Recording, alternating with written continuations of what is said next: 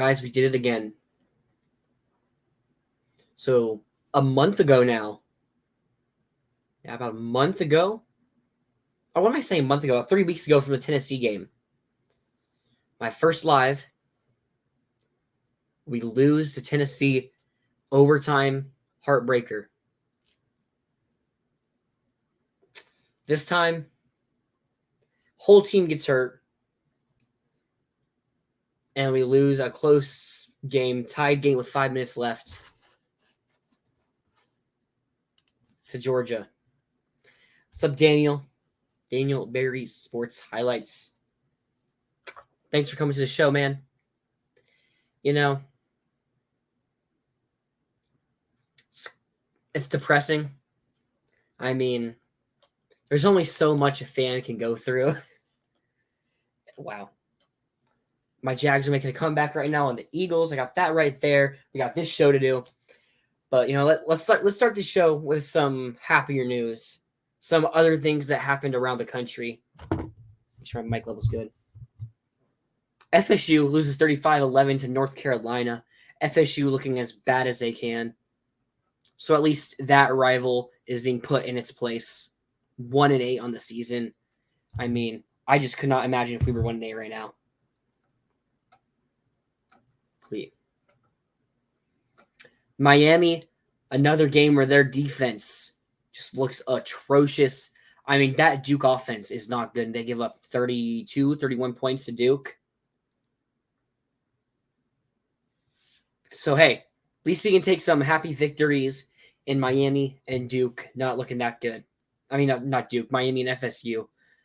Don't think Miami's going to be winning a championship, but Cam Ward could still win the Heisman. We need to work on that. Some other big stuff across the country.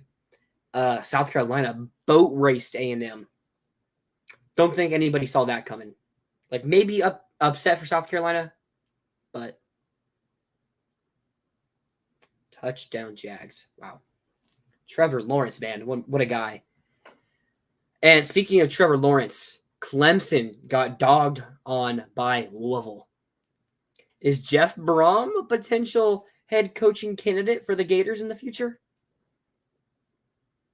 If that job opens up, I can see Brom being a name to look out for. Still know if he wants to leave his alma mater. I think his alma mater. Hometown team, at least. I mean, let's start breaking down this Florida versus Georgia game. You know, slow start to the game. Honestly, I think the biggest part of this game was the turf. I mean, it is the grass, but the grass was made accidentally at the University of Georgia. It's a weird story, but incidents happened, and it happened at Georgia where this grass was made, and it's put on the field for this game between Florida and Georgia, also for Jacksonville. I've seen plenty of injuries happen on it, and I mean, man, this game was as bad as it gets for injuries. I mean, we saw ETN. He was hurt. I'm not sure because of the turf or not. I mean, we were seeing players go down left and right for each team, with the main big name being, sadly enough, DJ Lagway. I mean, man, what are we to do if DJ Lagway can't return? I mean, we trot out Yale transfer walk-on Aiden Warner, who apparently beat out Clay Millen for the backup job. Not sure what's happening there, because Clay Millen was a very high recruit, went to Colorado State. I think some services had him as a 4-star, but I think consensus high 3-star. So that's still a good guy to have as a 3rd string, 4th string maybe now, QB. But, I mean, you get to the point to where kind of feel like you got to put him in. I mean, Aiden Warner saw snaps in the Samford game where he actually had a touchdown. But that's against Samford. That's another FCS level school, like Yale is at the Ivy League. You're telling me his first FBS experience is going to be against probably the most talented defense in the nation in the Georgia Bulldogs. I mean, 5 stars left and right. No, he was not put in a place to succeed. And not even necessarily from a bad coaching or bad talent perspective. Because I think there's going to be things that we talk about later on that was really good. And I mean, honestly, one of my biggest surprises was coaching. So, let's just start from the beginning of this game. Georgia gets the ball. The Gators find a way to get a stop. They got like 2 first downs, but then the Gators got a stop. Hey, any stop is good, especially in a rivalry game that was the last 4 years, besides 2022, wasn't even close. In 2022, Georgia still ran away with it in the 4th quarter. So it's nice to see us get some stops. Offense goes out there, gets a first down. Damn. But after that first down, kind of struggle. It's hard to blame an offense for struggling when you're facing the best defense in the country. And it wasn't necessarily bad play calling. Could have been a little bit of a talent difference. But whatever, we punt back. We punt Georgia back the ball. Georgia then, I can't remember if they score, if they kick a field goal or make them punt again.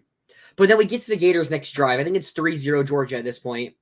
It's a little worrisome because even when we got the stop, they still drove down a little bit. It was kind of a bad throw from Beck that made a punt. Our offense, the first play, we get an 8-yard run. The next play is an incomplete pass. And then on 3rd and 2, we give it to Ball. Ball goes to make a jump cut to hit the hole for an easy first down, and he slips. Honestly, we saw a bunch of slipping from both teams in this game.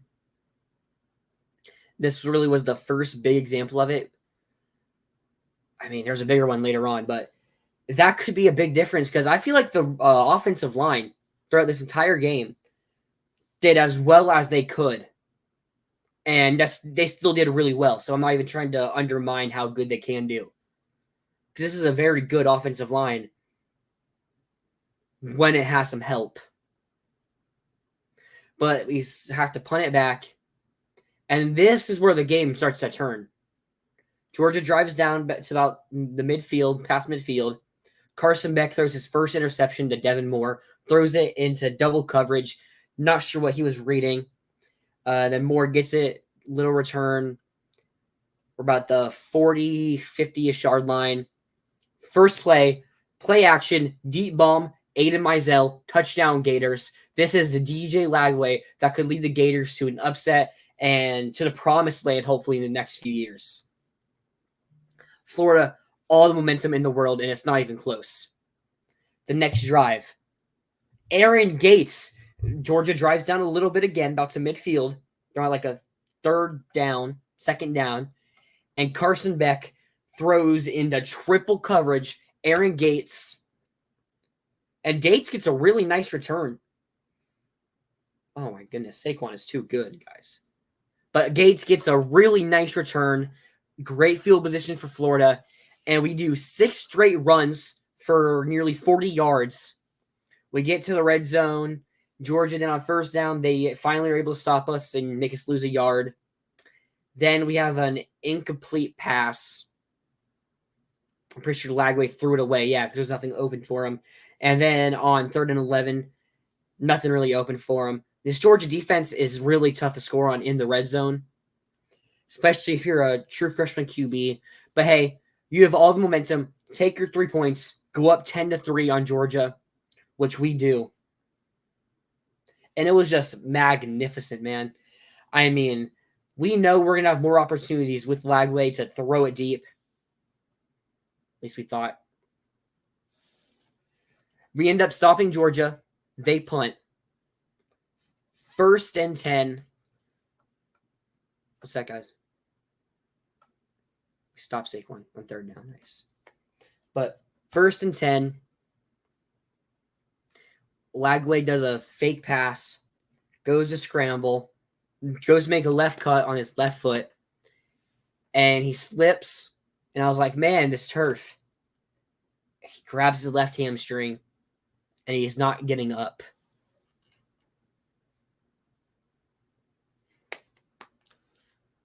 Man, at that, I was at this game, everybody. That's why I didn't do a live post-game show yesterday.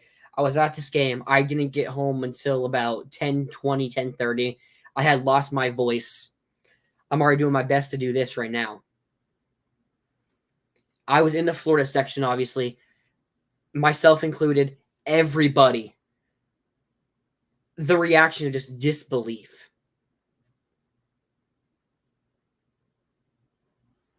Wide left. Jags gonna stop. But I kind of lost all hope right there. Because I knew we're either trotting out Aiden Warner, who's going to be, as I already said earlier, going to be getting his first reps against an FBS level opponent, and not just FBS. This isn't, I was about to say Vandy, but Vandy's actually good now. This isn't Mississippi State. This isn't Purdue. This isn't Northwestern. This is the Georgia Bulldogs, the best talented, most talented team in the country.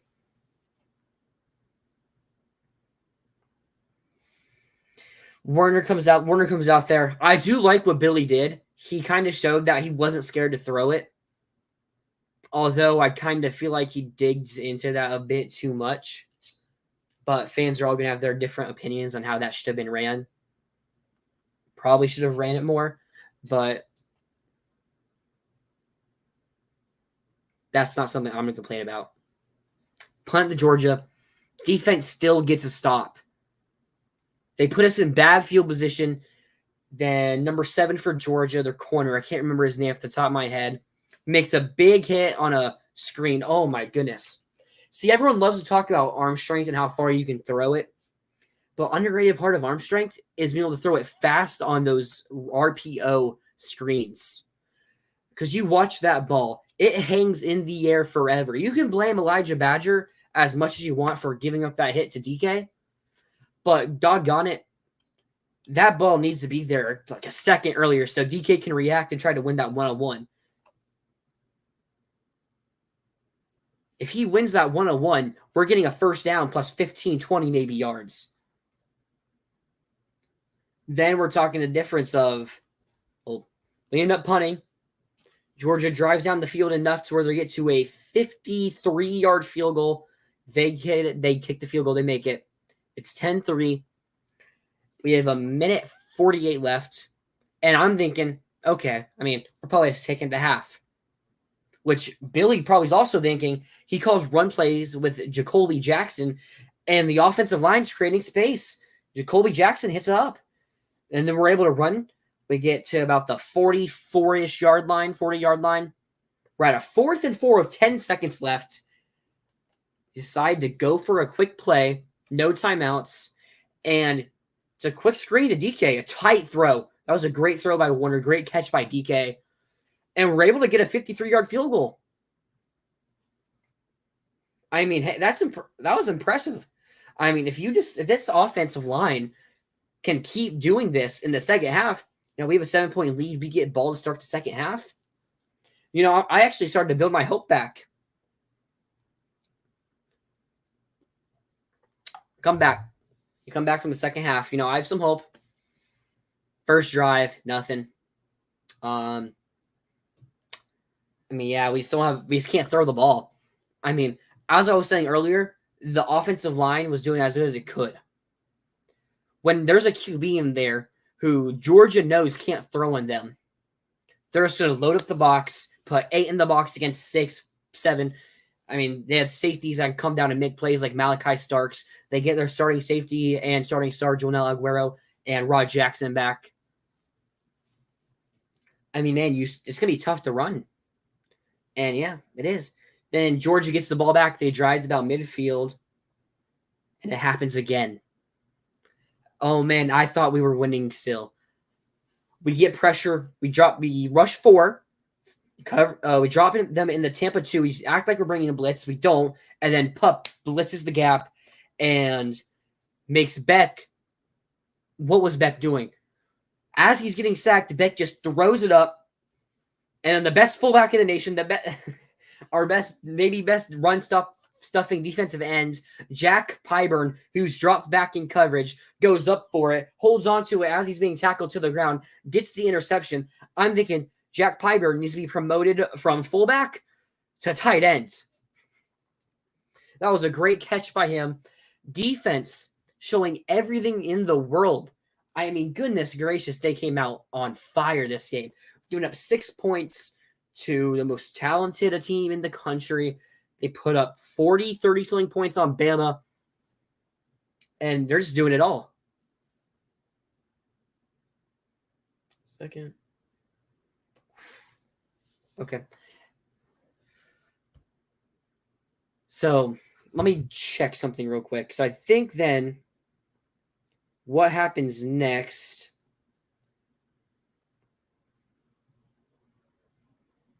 Let me double check. I don't want to be wrong here.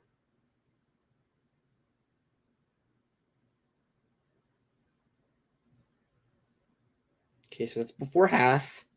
Got that. Okay.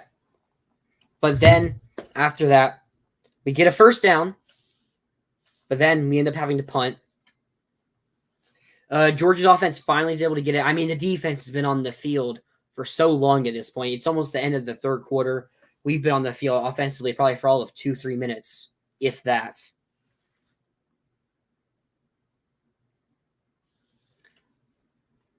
And Georgia's able to score a touchdown.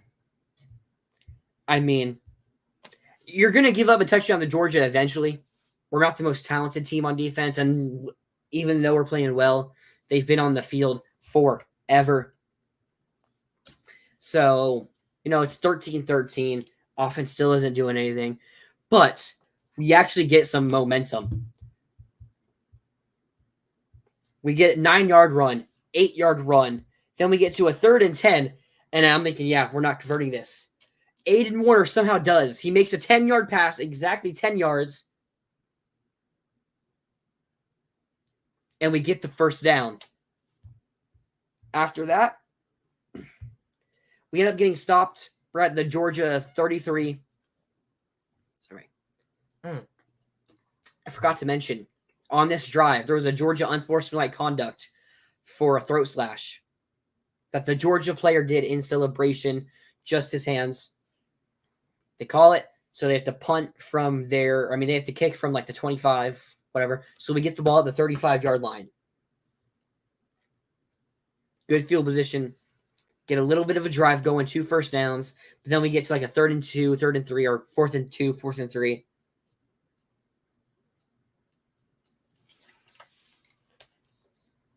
Go for a field goal, 50-yard field goal. Hey, we hit a 53-yarder before halftime. Well, Smack wouldn't even be able to get the chance to get this off. It's a bad snap, bad hold. I'm not sure, or bad catch. I'm not sure what happened. The ball goes flying 20 yards down the field. Georgia gets it, obviously, it was 4th down, and they have an easy opportunity to take the lead, and they do. Georgia ends up 3 plays later, touchdown. They only had to go 36 yards. Now it's 20-13, Georgia. Game's all but over, I feel like, at this point. I mean, the offense couldn't do nothing. Defense isn't going to be able to score for the offense, so the defense has been on the field for most of the second and first half. We punt. We force Georgia to punt. We punt again. We force Georgia to punt. Hey, the defense has been on the field this entire game, it feels like. This entire second half especially. And we keep getting stops at 3 and out. And then it happens.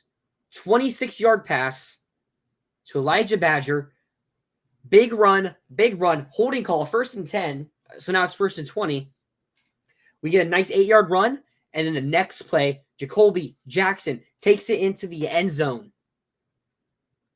And he ties it 20-20. 5 minutes left. I'm like, man, this is really going to hype up the defense. They're going to get a stop, and then we're going to keep running it down and we're going to kick a game-winning field goal.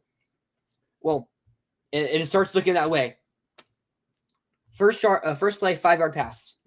Okay. Second down, negative 2-yard run. They're at a 3rd and 7. We just got a 3-and-out the previous drive. Gators are looking great in this spot. Then Beck decides to turn off dummy mode and 34-yard pass, 21-yard run, 7-yard run, 10-yard pass, touchdown, Georgia.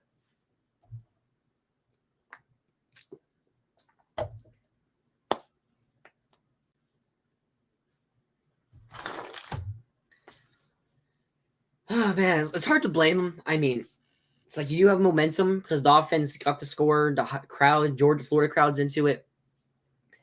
But, I mean, sometimes you just can't do it because of the fact that you're so wore out. And that's what happened.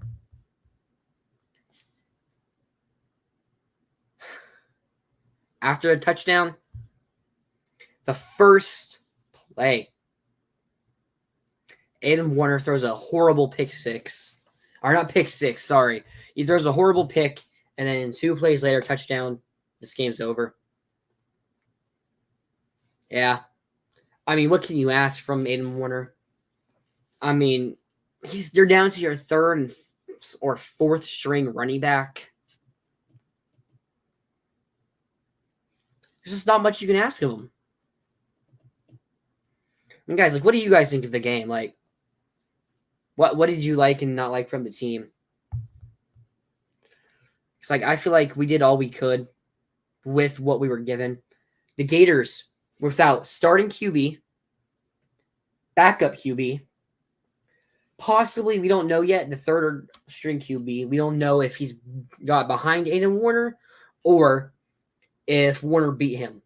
Or, sorry, if Warner or if Millets hurts. So at worst, our starting 2 QBs. We're down starting running back Montrell Johnson. We're down backup running back Trayon Webb.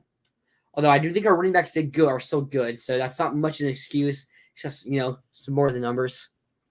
We're down probably our best returning wide receiver coming into the season in Trey Wilson.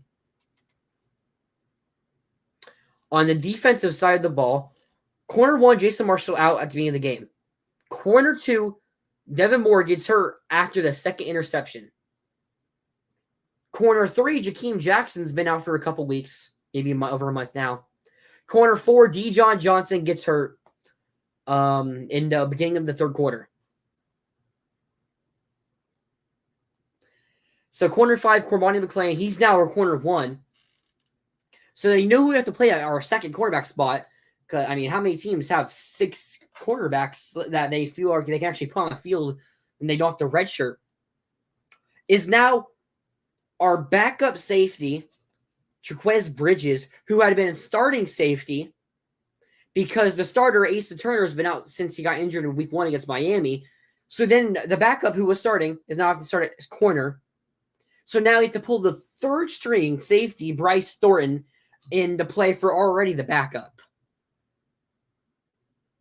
I mean, goodness gracious. And we still only lost this game by 14 points. We got Donnie Wilkerson. Y'all going to have a really good team next year.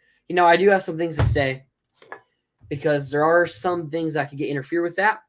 We do need to see a few more things this year. I mean, damn, the team just showed a lot of heart, passion. I mean, if you look at it, since that Mississippi State game, since the bye week, this has kind of looked like a top 10 team.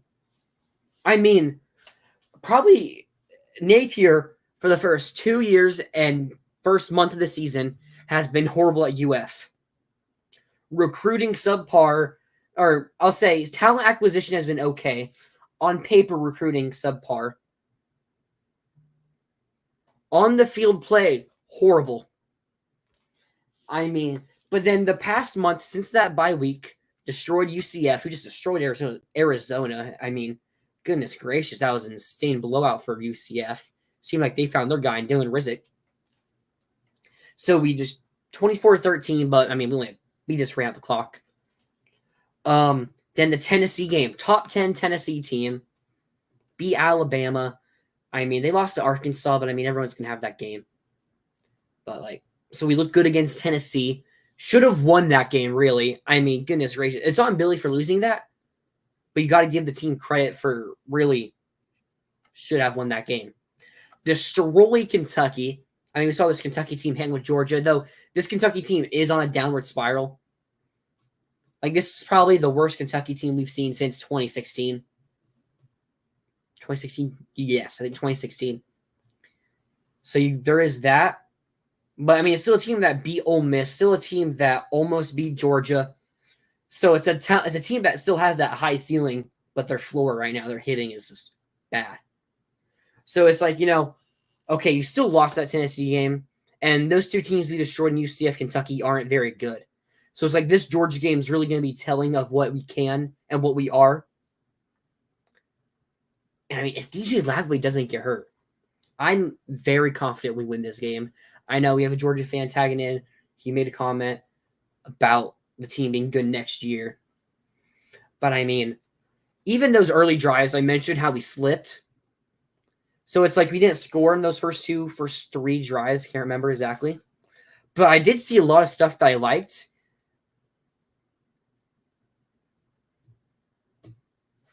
I'm going to bring this to Rob.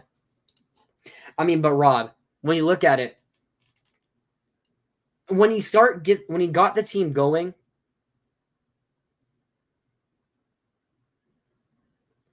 this is probably the most injured team in the SEC right now. Like, when I look at maybe Missouri, but like they're down to their backup QB, but I don't think they're that hurt outside of that. They still got Luther Burden, they still got the receivers, they still got the running backs. I'm not 100% sure. But it's like, man, if Lagway will make a big difference with the offense, and y'all's defense already very good. Nothing for y'all to be ashamed of.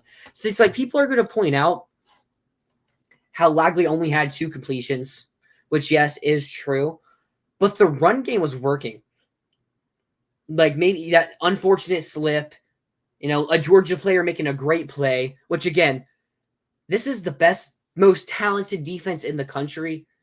Maybe not playing to their potential, but it's still a really good team that's dominated us in Billy's tenure, and Mullins last season with us. So it's like, you still got to give him credit for that. But, I mean, it's going to be tough. We don't know the results of Lagway's MRI. He's getting one today, got one today. I'm sure we'll figure out either tomorrow or Wednesday at the very least, because that's when the injury report comes in. I will make a video on the update for that when that comes out. But if we can get Lagway back, this is a team that can still compete. Tough 3-game stretch. But I'll get into the possibilities for next year in the future. But before we get to that, guys, I just want to remind you, make sure you like and subscribe to the channel. If you're a Florida fan, if you're a Texas fan who's watching, getting ready for their game in a week, if you're on the Twitter, go check out all of the Voice of College Football channels. Got a great thing going here, trying to expand it. So make sure to like, subscribe, and check everybody else out. Before we get into this, top 5, bottom 5. This is a real interesting one because it's a loss. We lost by 14. This was a really hard list to make because I liked a lot of what I saw, and it's like the things we did bad. It's kind of out of our control. There's a couple things we could have done better in the past where we had the depth to hang. I feel like we did have the depth to hang. We still have the QB. But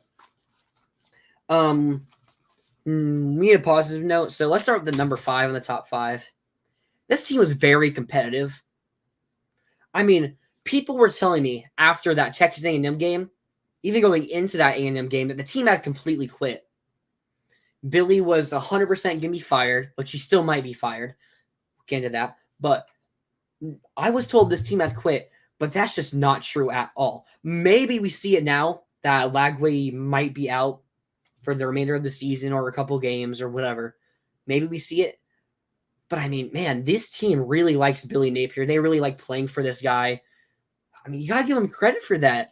I mean, how many teams have we seen that are starting 1-2, blowout losses? They're about to go into probably the toughest stretch in college football history.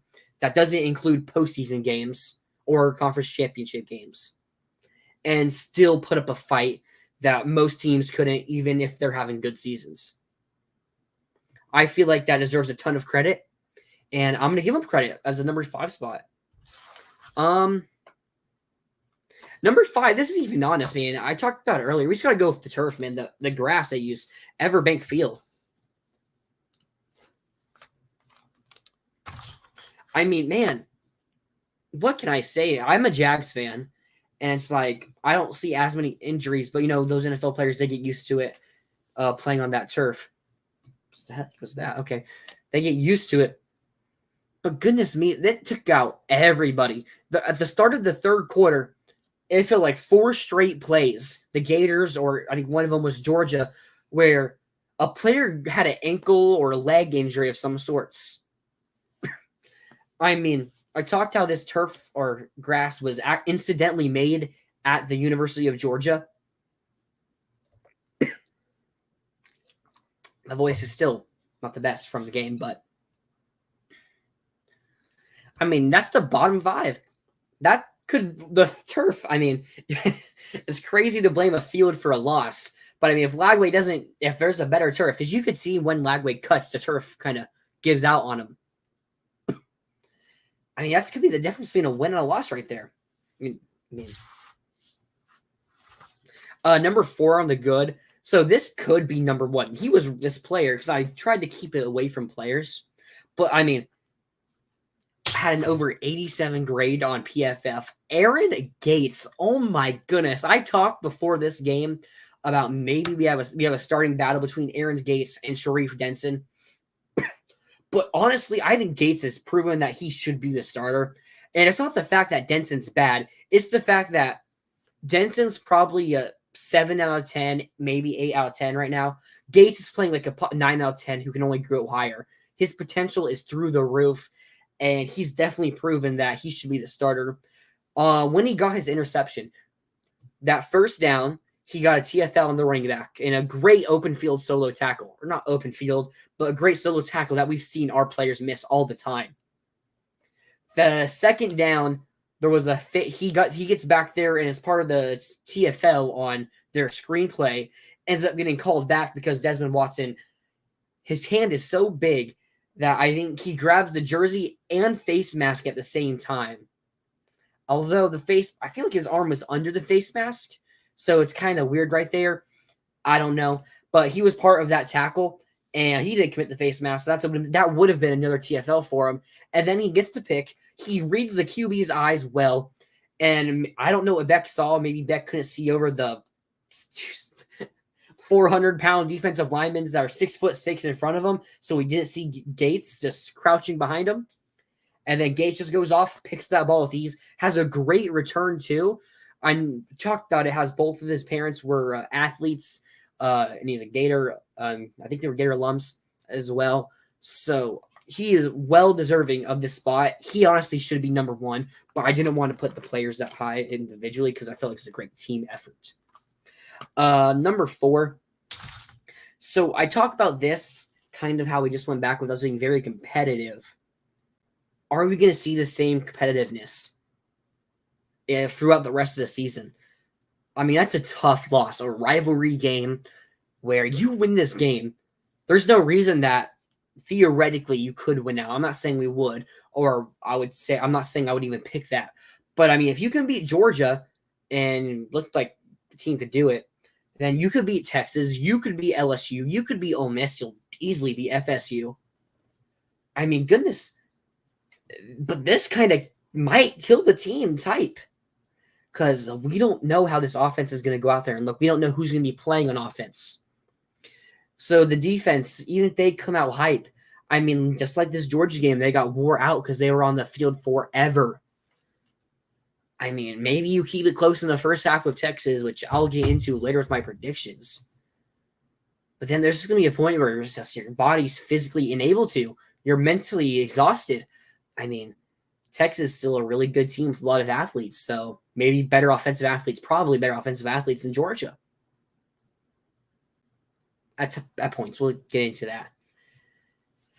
But number 3, I don't know if anyone would have predicted that this would be on here at this point in the season and this point in Billy's tenure. I'm going to give it to coaching. I mean, this coaching staff had this team ready to play Georgia. As he said, the early offensive drives, they were a slip away from maybe this game being a 2-score game before Lagway gets hurt. I mean, they had him ready. They had him prepared defensively for what Georgia was going to do offensively. We rattled Beck early on. The offense rattled their defense a bit early on, hit the deep ball. A lot of people were comparing it to Steve Spurrier when we got the first interception and then play action touchdown, the first play. A lot of things people had to complain about Napier, so I'm going to give him credit for that. Damn. So I'm going to give him credit for that. Defensive coordinators Austin Armstrong and Ron Roberts, I'm going to give them credit for it. We've seen it many times where this Georgia offense just maybe we get a stop because of pure luck. But I mean, they were getting multiple stops to the point where you can't say, oh, it's a fluke. They were getting stops to the point where you say, man, this Georgia defense is good. We've seen it the past month. We're seeing it now. This Georgia defense can hang with the best of them. Number 3. So number 3 is depth. This is hard to say because here's the thing. If you're missing, like we're already, before the season started, we're missing our technically third string, but that person gets a ton of playing time, nose tackle Jamari Lyons. So coming into the season, you're already missing a player who was really good as a freshman last year. But man, the team is just so hurt. As like I have to put depth on here because I mean it honestly wasn't a lot of bad. I'm not gonna blame Warner for how he plays.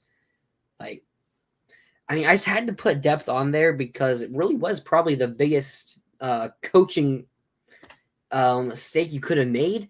I mean, I don't know how many teams in the country that has 6 cornerbacks they can trot out there against Georgia or any other Power 5 school where they're going to feel comfortable. Don't know how many teams have 3 valuable starting QBs that can go out there and beat Georgia. Like, I'm just going to say it. I don't know if you put Oregon in the spot that Florida was at, where Dylan Gabriel goes down and then Dante Moore goes down, where they're having to play Austin Novosad, that he's going to go out there and be able to beat Georgia. So I will say one thing that Warner did, besides the interception, he didn't really put the ball in harm's way. He didn't lose us the game until the point where he had to win it for us. So that is one plus I will give him.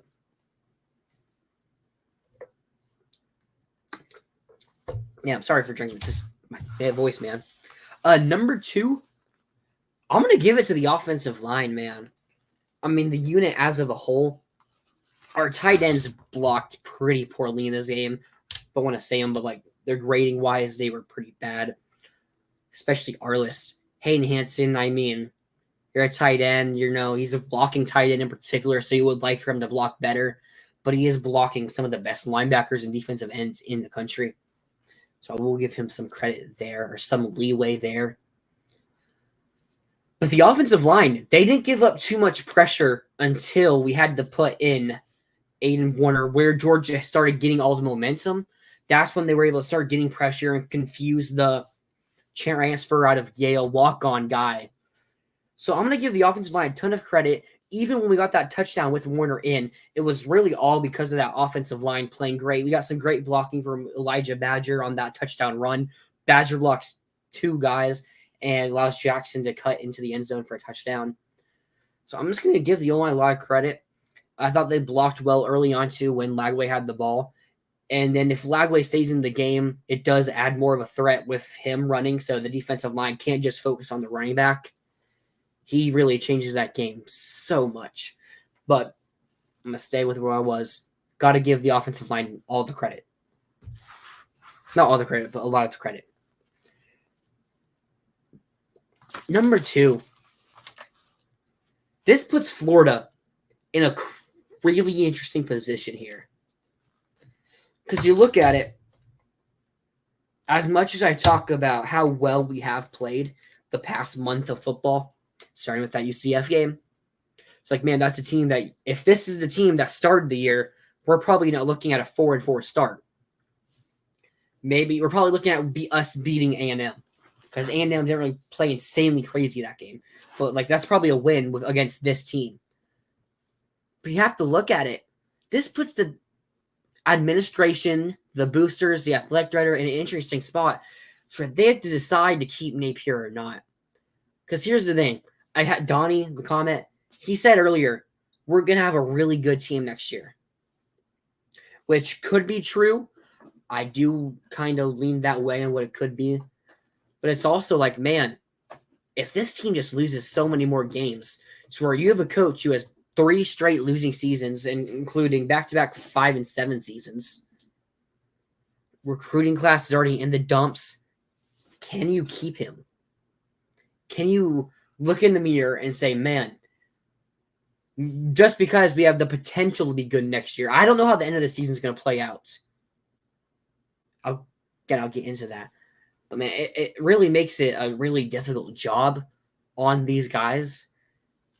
Because no matter the decision they make, there's going to be flack. They're going to get hated on for it. They don't fire him especially. There's already fans who, even if you point out the good things in this team,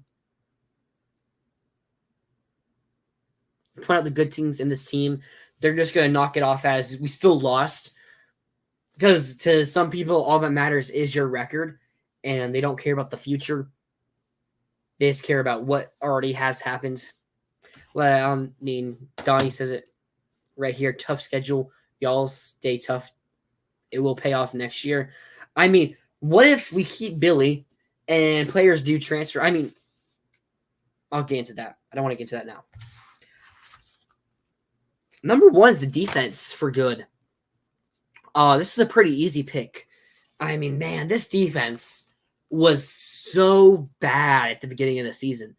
Even that Mississippi State game where we won, I'm not going to say that we won that game, so that's where we started looking better. We did not look good against Mississippi State that much. I mean, we looked all right, but like we did not look this good against Mississippi State.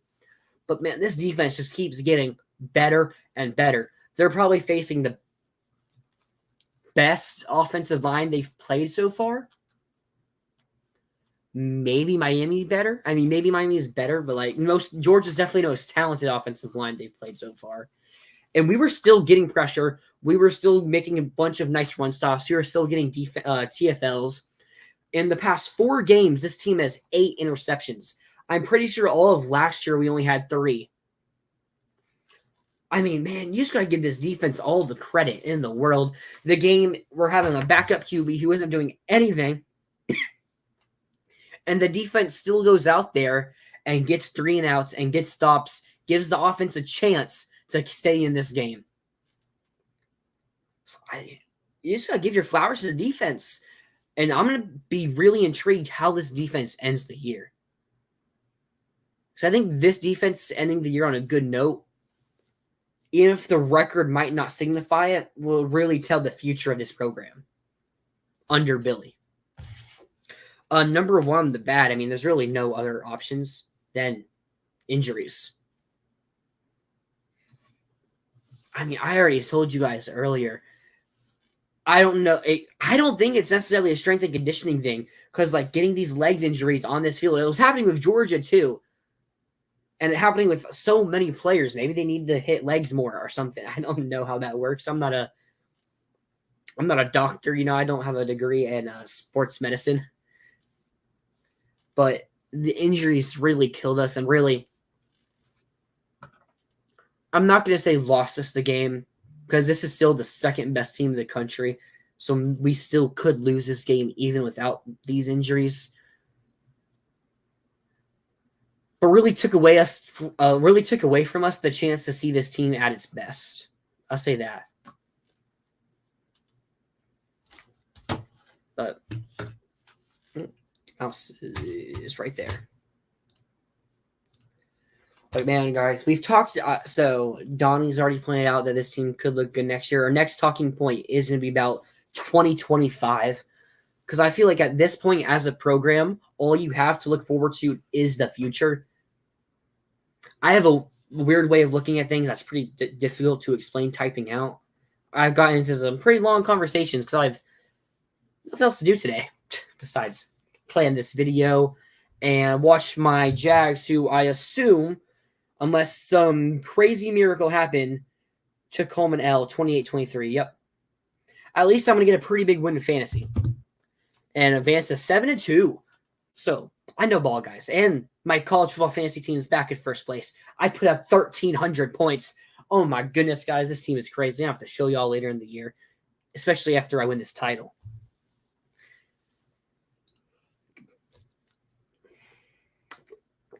Get to Donnie's comment real quick because I don't want to forget about it. Just don't turn the ball over like we did.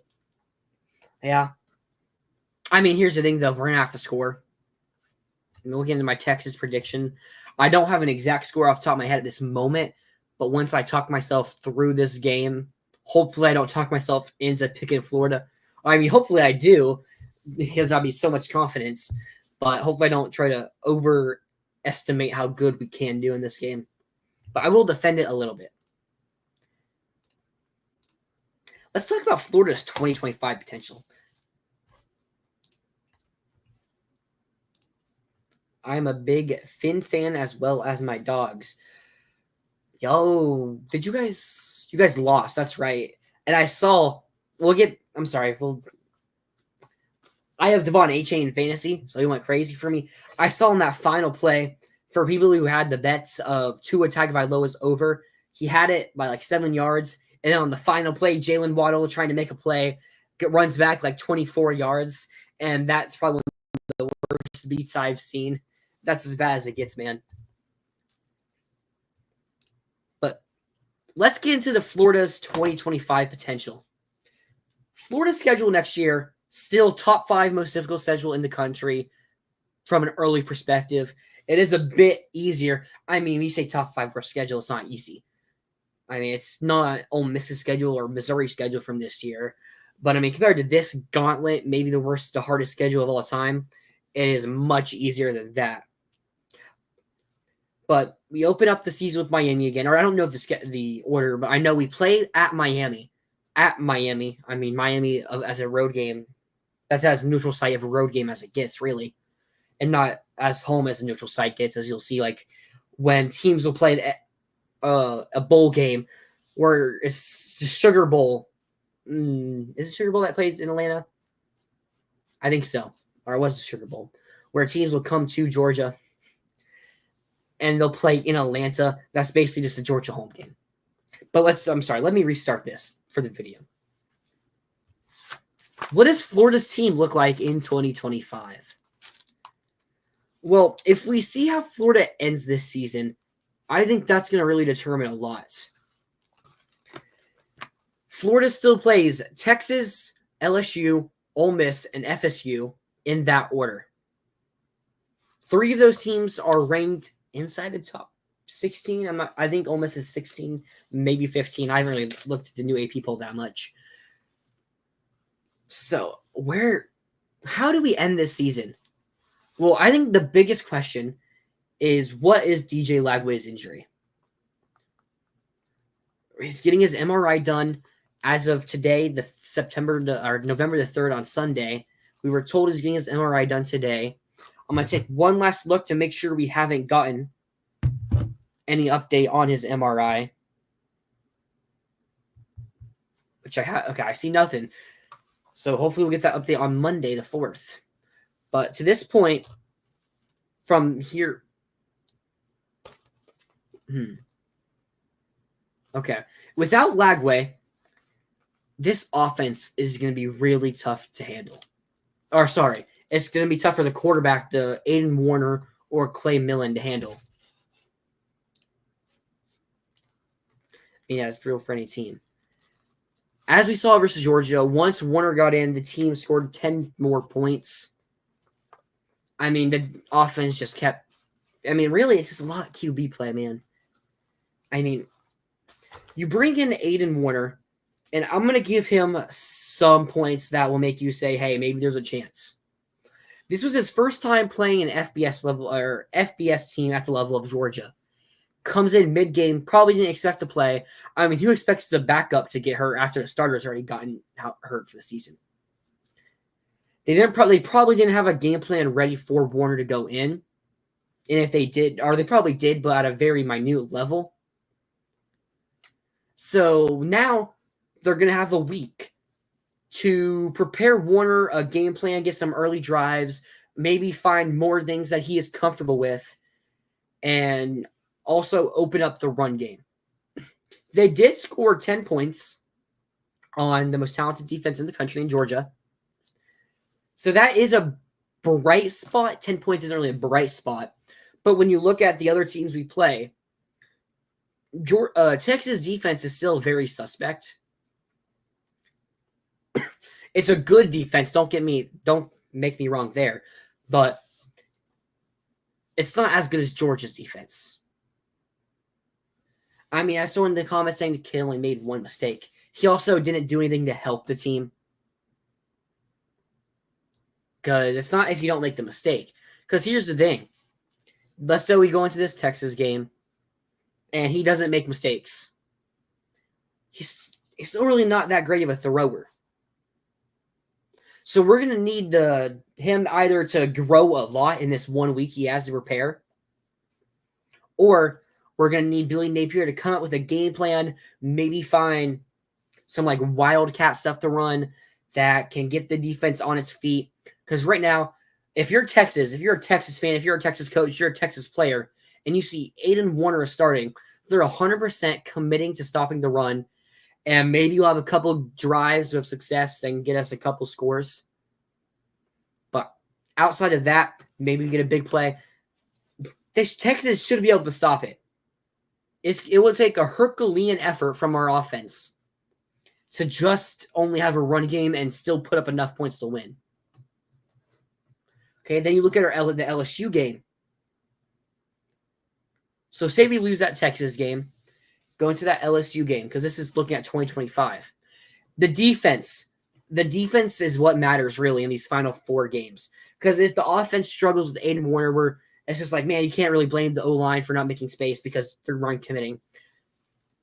LSU, say we lose that. Say we lose some close games throughout the entire time where maybe the defense is shutting them down in the first half, but then come the second half, they're just insanely wore out. And then let's say we lose like a 27 to 13 type of games where it's just keep it close, but the offense just can't sputter enough to win the games. Well, here's the thing. You look at it, say we finish 5-7, say we still beat FSU, we lose to LSU, we lose to Ole Miss, we lose to Texas, we finish 5-7.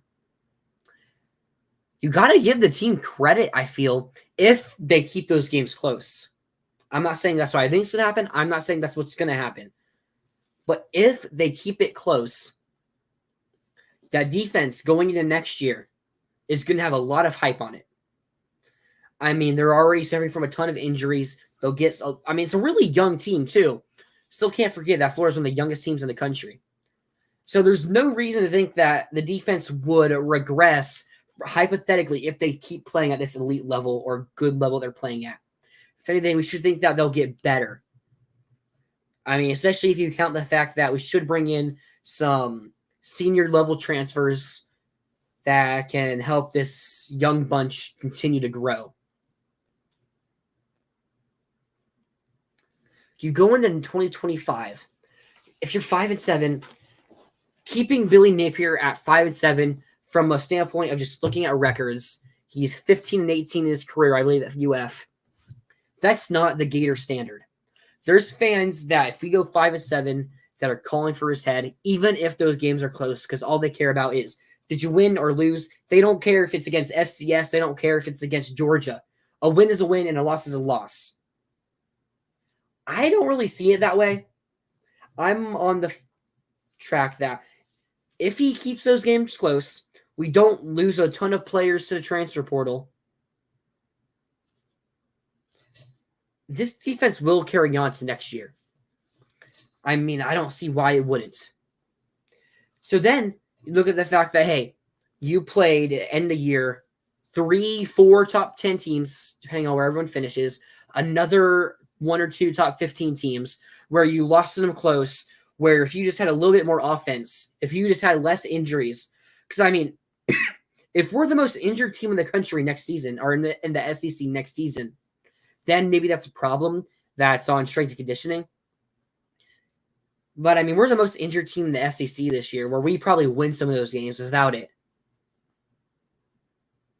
I feel like you got to cut them some slack for that. Then you look at 2025. I mean, Miami without Cam Ward. What are they going to be? They're probably going to go for a transfer. I don't really think Emory Williams is the answer for them. Their defense looks insanely bad as of late. That's a game that with DJ Lagway with an improved defense, Jaden Ball, underratedly talented offensive line. I'm not going to say it's a very talented offensive line, but I feel like it gets a bit overhated. Although I do think it could be better. But I think it's better than a lot of teams it's better than a lot of other teams. Where maybe we didn't get that elite guy that we could have got, but we still got a couple 4 stars, some high-level 3 stars that we've seen develop, like Bryce Levette. I have really loved what I've seen from Bryce Levette, and he's not starting. He's getting a ton of playing time, though, at both guard positions. Kenjai Harris will be starting again, his second year starting. Maybe we bring back a Jake Slaughter or Austin Barber, who will be senior-level guys. But there is the one thing a comment did just point out, making the assumption that these players will come back if you keep Billy. That is a possibility, but here's the way I look at it. Man, sorry. If this team continues to play hard for Billy at the end of this season and keep these games close, I don't see why they would leave. Because if this team is showing fight still, I don't know how many other teams you can say that you've seen at this point in the season that are still competing with top 10 level teams, top 15 level teams. And you get to the point to where they find a way to keep their coach, where they leave. They enter the transfer portal. They go somewhere else. Because they would have quit on Billy if they were going to enter the portal. They would quit on the team, not on...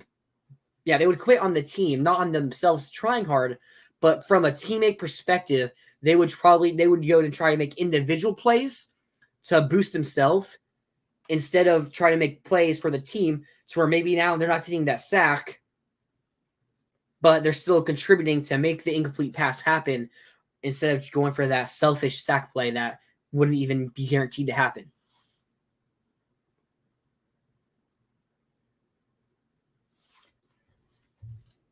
Interesting point there. If Napier is fired, you got to make a list of 10 to 20 candidates. Yeah, you do, because Billy was really the only candidate. Let's get back onto this topic. Sorry. So Miami, without Cam Ward, don't know who the QB is going to be. If we have Lagway, we return this defense. Still have Jaden Ball, Aiden Micelle. Already said underrated talented offensive line. That could be a win. USF should be a win. Florida A&M should be a win. FSU should be a win.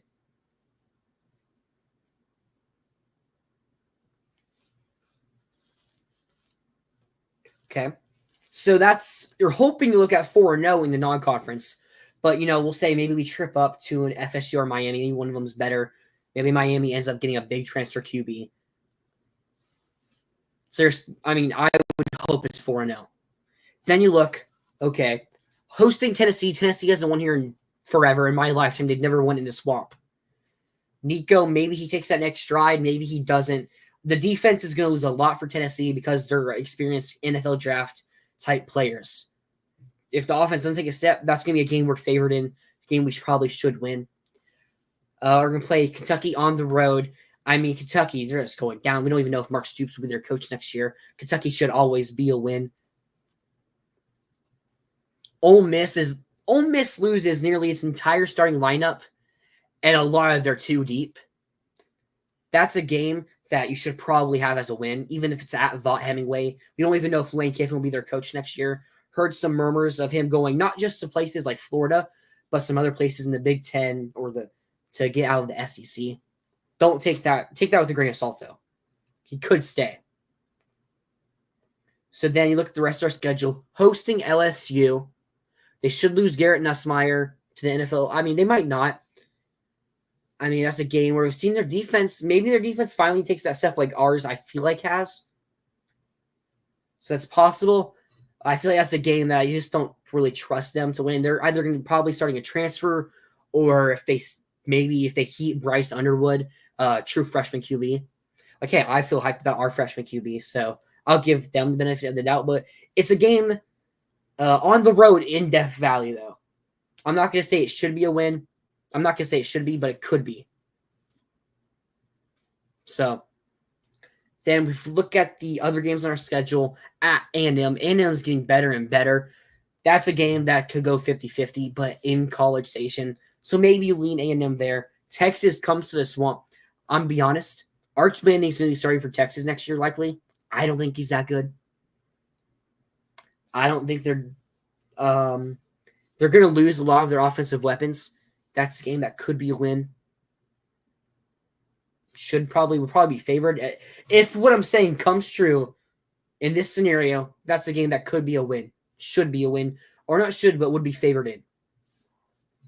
So then you're just looking at Georgia. Game.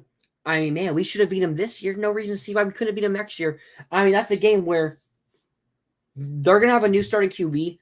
Maybe Jaden Rashada is going to end up being theirs. Oh, yes, at home, Mississippi State. Also, that's kind of like Kentucky, where it's probably going to be a win. Even if we suck, that should be a win. But then you're still up to Georgia. I mean, rivalry game. We saw it this year. Anything can happen. If the team keeps playing like it is, that's a game that Florida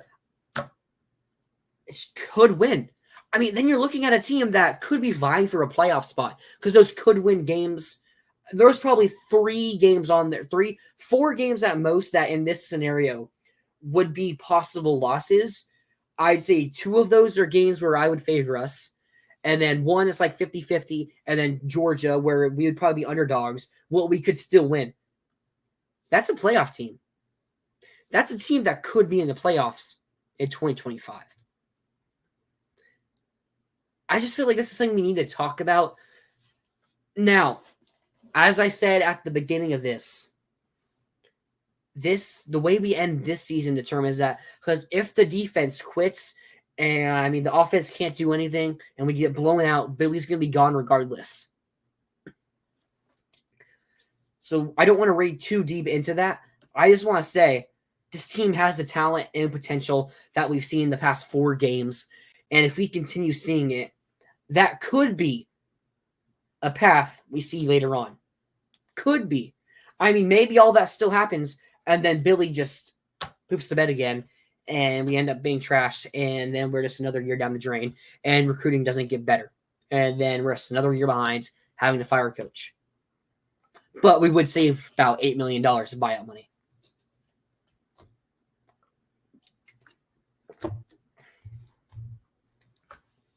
There's a comment I wanted to look at. They played last year as well. Okay. I do want to point something out here. So there was a bit, the team did look better at the end of last year too. Before I get to the second part of that. The team did look a little better at the end of last year.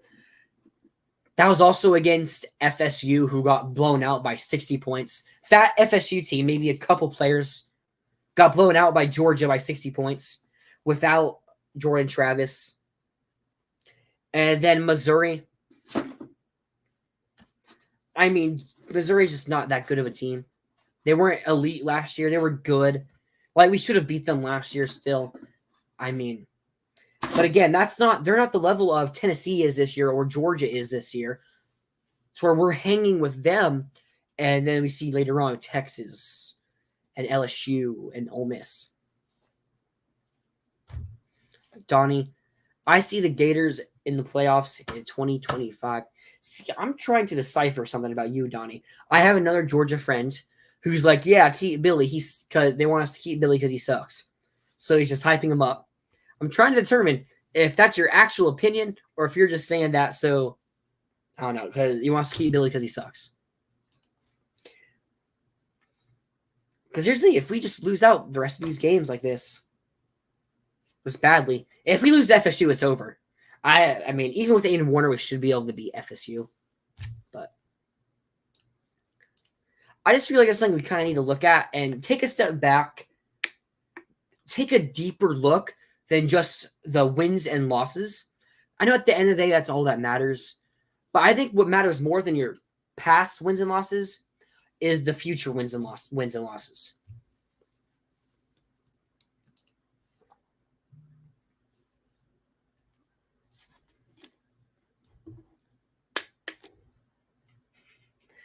Yeah, Rob. Because I don't care if he's gone 15 and 18 to this point. If we end up going, sorry, that's 33 games right there. If we end up going like 25 and 8 in the next 3 years, you know? So there's that. I get the frustration. You have all the right to be frustrated. You have all the right to want Billy fired. Hey, I wanted Billy fired after last season because I didn't think Billy had what it took to make the changes that we somehow did in the bye week in the bye week this year. So I fully understand where you are coming from. And, you know, I can't say you're wrong. I don't, because we don't even know how the season will end. That's why I was saying it's all hypothetical. I just feel like we should talk about the potential of the team. But I do see your perspective of it. And I mean, hey, especially if you can tell me you get a coach who can keep a lot of this team together next year, then hey, I think it'd also be a fun team next year. So there is that. Lagway will make all the difference. I mean, that's it. I mean, even Graham Mertz might have beaten Georgia.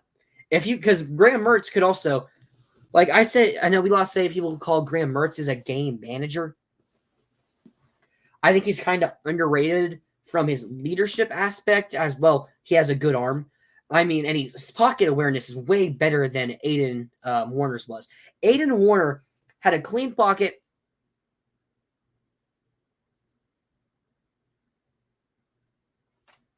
Aiden Warner had a great pocket, and he scrambles out of it, and he could have had a first down. Mertz is making those plays. Okay, Rob.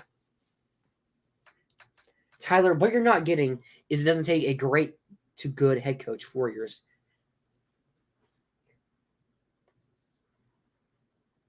Mike Norvell took 3 years to get a good team. Mike Norvell was off to a worse start than Willie Taggart was. It took Mike Norvell about 3 years to get a good team, and you started seeing that improvement at a late point. There were already FSU fans calling for his head. Now, FSU's now 1-8, so there is that. But his team isn't necessarily fully built on the portal. It's a lot built on his guys. His recruiting and development has been better than Norvell's has. I mean, are there other? I'm trying to think of other examples of coaches that maybe took a couple years to get going. I mean, it's pretty tough to look at. I mean, Clark Lee's now getting things going in his 3rd or 4th season as well. I mean, Napier's younger than a lot of new coaches are too. And he was younger and he inherited a bad situation.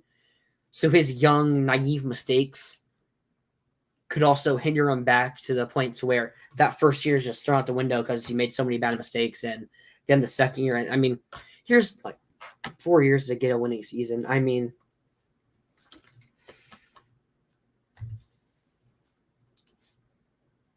that's not, I said, I mean, Rob, I also kind of did just say like, but Rob, if we kept, so I'm just going to ask you yes or no. If we kept this defense together, oh, I'm sorry, Rob, I missed an entire part of your question I meant to get to as well. The second part left the team last year. Okay. ETN left. I mean, I'd say our running back room is still pretty good. I mean, yeah, Etienne could elevate it a bit, especially now that we're mentioning Montreal. I don't think Etienne is a difference in this team. Maybe the Tennessee game. But you also got to look at it. Who else did we lose that was a big playmaker that had already been developed by this team that didn't leave 3 years ago when Napier first came here? I mean, McClellan left, which would have been big because now with Jamari Lyons, I feel like Jamari Lyons, who's our third string, probably better than McClellan. He has not been elite there. He's been decent. And I mean, you look at it, honestly, we've lost less guys than most teams do. It's honestly a transfer portal world for everybody. I mean, Georgia, they were missing Smail Monday and their linebacker won in that game. If they had Xavier Sorey, who transferred to Arkansas, they had Johnson Dumas, who transferred to Kentucky. That's a better team. That's a better Georgia team. So, I mean, you can't just say, see, it happens for everybody, the portal bug. It's like it could come and help us as well.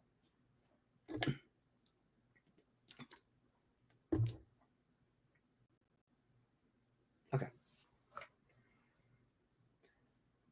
But all that does matter is how this team finishes the season now. Because if we finish the season where we just get smoked by these next 3 games, and especially if we find a way to lose to FSU, because you have to try to lose to FSU if you're going to lose to FSU. I mean, that's just really the truth. I mean, Cal missing 2 field goals and not scoring in the red zone, that they made themselves lose to FSU there, giving FSU to win, really. But let's not talk about that. But how the season ends is where Billy's tenure is really determined. And where that begins, Florida, Texas. 11 a.m. kickoff, Central Time, 12 noon on the Eastern Time.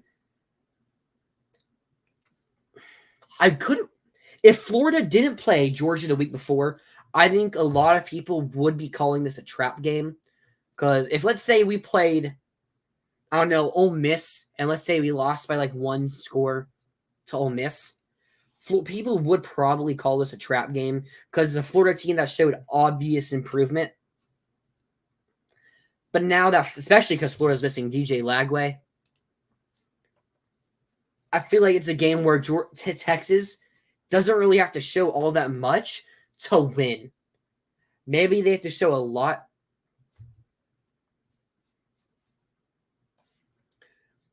Actually, okay. But, okay, well, I want to answer this last thing from Rob. I brought that up because look at Webb and Trey Wilson. I think they check out. One, it's not Trey like Trey. It's Trey as in like 3 TRE. Webb has already gotten passed by 2 other running backs. You have another freshman running back, Ken Daniels, who I think is honestly better than Webb.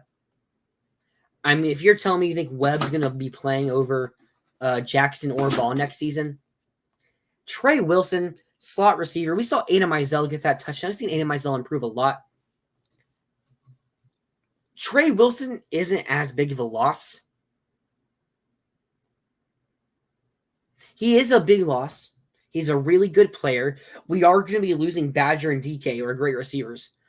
But I also feel like we have young receivers like Aiden Mizell and Tank Hawkins. And hopefully an Abrams comes out. There's still the transfer portal. Badger and DK are both transfers. I don't think Trey is as big of a loss as this comment says it is, or you're not even trying to emphasize it, you're just saying it. So I'm just going to say that. And those guys didn't play against Georgia. They didn't play against Tennessee. Trey was a decoy. He did have that one play on the 4th down, but again, they haven't been part of the team that has shown insane improvement. I'm sorry. I got to keep this sweet, smooth for the videos. 11 a.m. Central kickoff, DKR Stadium, Austin, Texas. A lot of people would have called this a trap game if Florida hadn't have had to play Georgia before playing Texas. If Florida had to play, say, Ole Miss or if Florida had to play Georgia, if Florida played, say, Ole Miss before instead of Texas, and Florida, let's say, would have lost to Ole Miss by 1 score or so, and DJ Lagway stays healthy, Ole Miss just a little bit more talent, I think this would be considered a trap game. But now, you saw it in the first half, it wouldn't have been considered a trap game if DJ Lagway didn't get hurt against Georgia. Florida probably beats Georgia if Lagway doesn't get hurt. So it wouldn't have been considered a trap game, but also now, DJ Lagway isn't playing. I think we're at the point now to where this is a game where Texas, to win the game, won't have to show a lot. They should be able to play smooth, simple football to beat Florida. But if it could stay close, especially if this Texas team we've seen in the past, I mean, really, maybe the real Texas team. We don't even know how good this Texas team really is. So you look at offensively, we've seen Quinn Ewers has been hurt for a good portion of the season. Could have still been hurt for those last 2 games against Georgia and Vanderbilt. Excuse me. We've seen Arch Manning come in and replace him. Look good against inferior competition. Have some mistakes. Ewers does have nearly 1,400 yards on the season. 14 touchdowns. Look at this.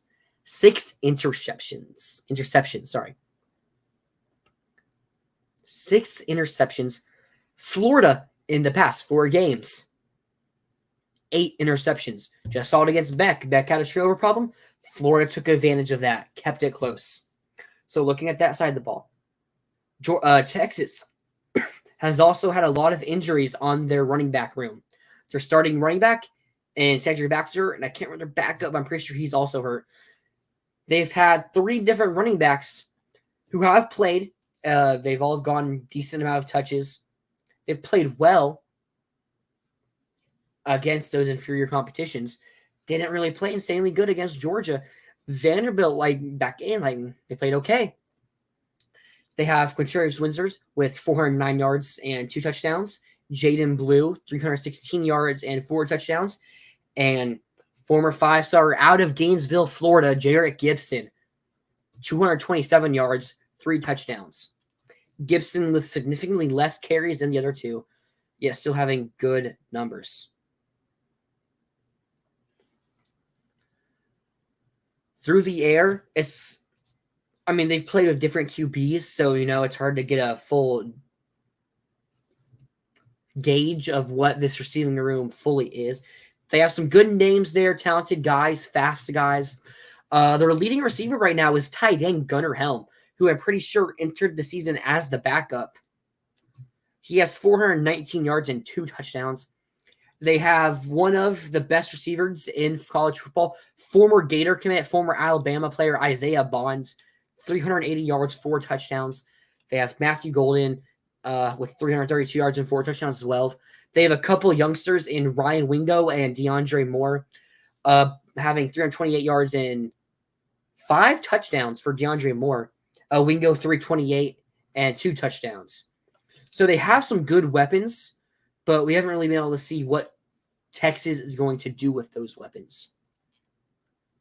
But when you look at it closer on paper of this matchup, not on paper, but when you look at it, what we've seen on the field, Georgia dominated this Texas offensive line.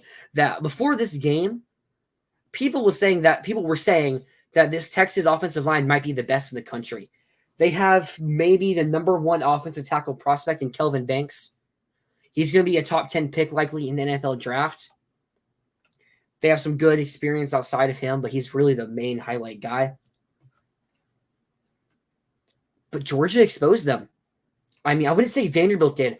Our edge group, they got a good amount of pressure on Carson Beck. Inconsistently, maybe. But that talented Georgia offensive line, who might be better than Texas, they still got enough pressure. And Quinn Ewers hasn't looked the same since he's came back from that injury. Even before the injury, they didn't play anybody. So we can't really tell there. But since he's come back from the injury, he's made mistakes. He's been insanely prone to turnovers. Florida's defense can take advantage of that.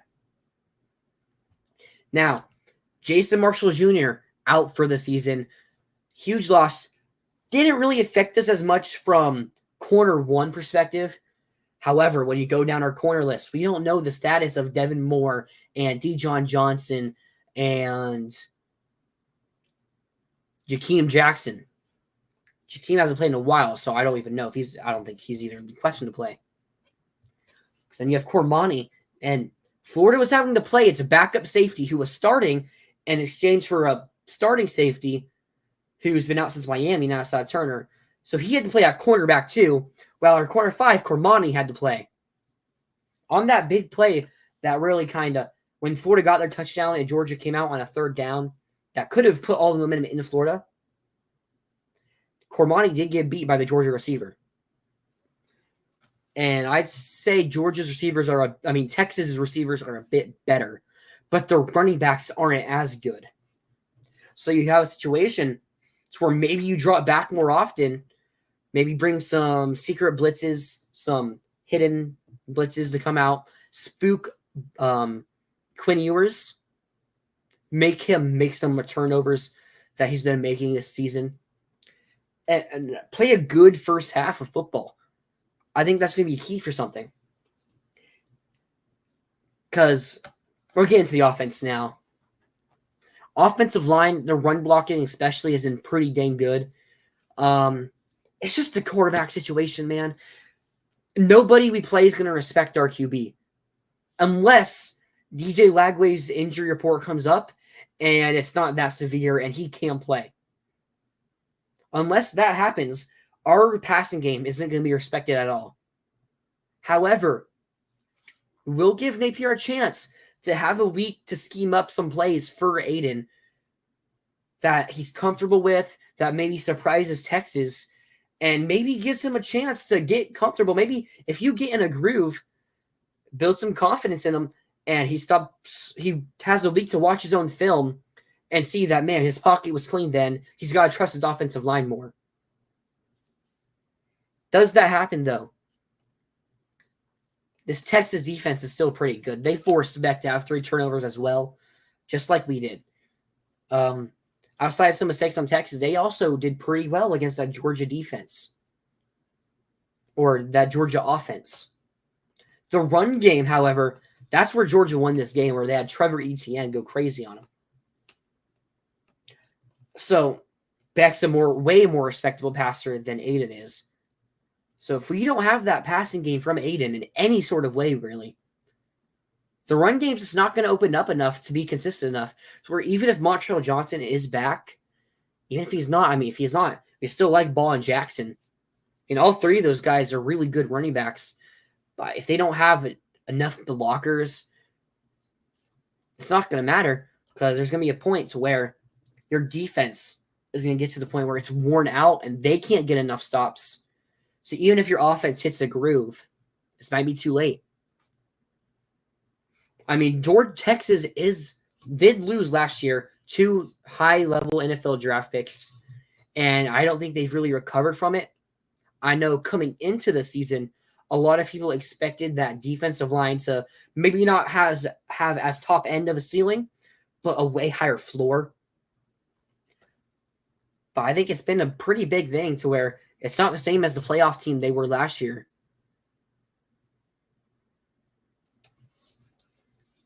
So we have Rob saying, maybe we should get Greg Smith-Ray for a Wildcat package. He is a safety, number 30 on the team, freshman safety. I'm not sure did he play QB in high school? I will bring up, we do have a running back who did play for Army West Point out of Mississippi, Kaheen Daniels. He played QB for them. Still, he was a runner though. He was kind of like that. It was that spread option system that you see at Army and Navy. But he did play QB for them, so he knows how to run an offense at a small level. Which, if we get to the point where we can't throw at all, we saw it. What year was it? 2019, maybe 2021. To where Kentucky's QB room was so hurt, they had nothing there. They put it to Lynn Bowden Jr. to run the Wildcat, and they still won 9-10 games.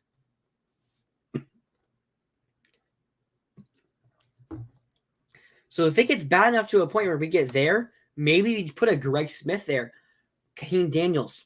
Maybe we put him out there and just commit to the run. I don't want to get to a point where we're kind of like Iowa, where we keep a dumbed down offense of mostly runs and just hope the defense can keep us in it long enough and make mistakes. Because we see those teams like Iowa, they don't really have the talent. So when they play like an Ohio State or a Penn State, they just get blown out, or not blown out, but they get beat pretty easily if they don't get blown out. It's a really worrisome situation. I mean, and special teams, we gave Georgia a touchdown virtually, or we gave them points. They got a touchdown. It could have been a field goal. But, I mean, we gave them points off of the bad snap or bad catch from the holder. I don't know what it was. I have to rewatch that part again. But we also can't give them this game like that. So special teams also has to do its part. So how do I think this game is going to go? Well, I think maybe we can get a couple drives to where we have something up our sleeves to catches Texas off guard that can get us a couple points. Maybe we get a turnover. I'm going to say at halftime, the score is something like 10-6. Defense keeps it close. We'll get a couple field goals. But the defense, I think, no matter what happens, I have a feeling we're not going to be on the field a lot on offense. So the defense is just going to be on the field the entire first half. Besides, we see like a big play or get a turnover that allows us to kick those field goals. Then we get to the second half. Maybe there's a big play by defense early on, like how there was the Pyburn interception against Georgia. That allows us to not let them pull away so quickly. But then come the fourth quarter, I think the defense is going to be on the field for possibly 40 minutes of this game. I mean, unless they just absolutely shock me, I think the defense is going to be on the field this entire game virtually. So I'm going to take Texas to win this one 26 to... Do I think we get a last minute, maybe a late touchdown? I'm going to say 26-12. No. Yeah, I'm going to say 26-12 because that gives me a leeway that we could go for 2 and not get it if we get a touchdown, or we could just get 2 more field goals. But it's just not enough. And I just have to pick Texas because the QB situation. We got some more comments from Mark himself, voice of college football. Gators have played much better than most thought across the nation. I wouldn't even say than most have thought across the nation. I would also just say the Gators have played better than most across the nation.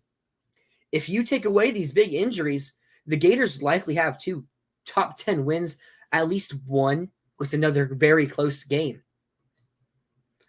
I mean, if you're looking at a team that beats 2 top 10 teams or beats 1 and then has another close game, this is a Florida team that it's like there's no reason that they couldn't beat a Texas or an Ole Miss or an LSU.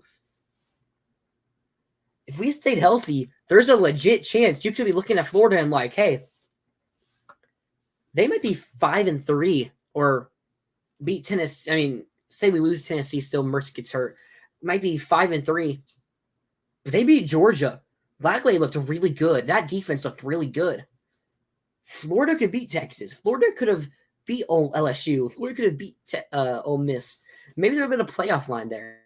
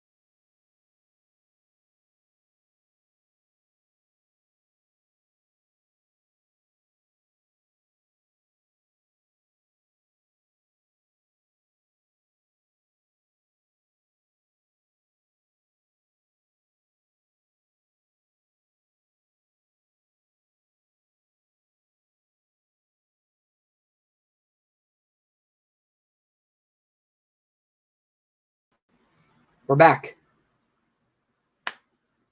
My Wi-Fi crashed, everybody. Everybody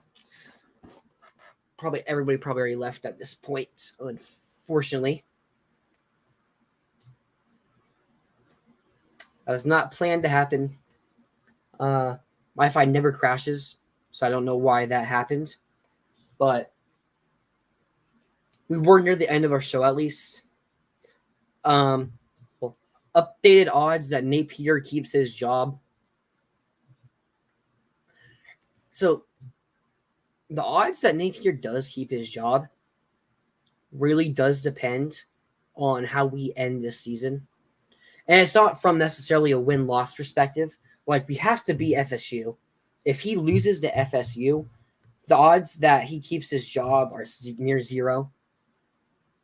But it's really more about the Texas LSU Ole Miss game. If he can play competitive, cover those spreads, if he can keep those games close to where the defense just gets tired because the offense, the Yale walk-on QB, can't do anything, then I'll say, you know what? Give him the chance with DJ Lagway next year, a healthy roster, to go on and do hopefully great things. I mean, it's going to be difficult because I kind of feel bad for him. I feel bad for him, feel bad for the team. He finally gets things going, and they just get hit with the injury bug so badly, man. I can't think of another team that is as injured as the University of Florida is. I don't know if I've seen a Florida team ever this badly injured. I mean, maybe you go back to that 2013 team that did go 4-8. But I mean, was that Skylar Morningwig? Because he ends up starting the game where we lose to Georgia Southern. I think he was the third string as well. I'm not sure about the rest of the team. So it's like, you can't really quote me on that. Probably have some players that I just like scratches for that game. But it really just depends on how this season ends, guys. Well, I am getting more issues with my Wi-Fi, so I'm going to end the show here now. I want to thank everybody who showed up, everybody who is still here even after the crash. You guys are the best. Follow me on Twitter at twhitforgator with a 0, because I can't take the O for some reason. I will be live every Sunday. We might have a change of plans, though. Can't really get too much into that. But for now, every Sunday at 7 p.m. Eastern Standard Time. We will be live for a post-game show for Florida versus Texas. So you can tune into that. That's really probably where we're going to see if Napier can keep his job or not in that game. So that's going to be a big game, big stream, and hopefully a fun time for us. And Rob saying it's a good show. So thank you very much, guys. I will see you maybe in a video with news on updates for DJ Lagway, other players, maybe recruiting updates if we get anything with that. Have a good night, everybody. Have a good week.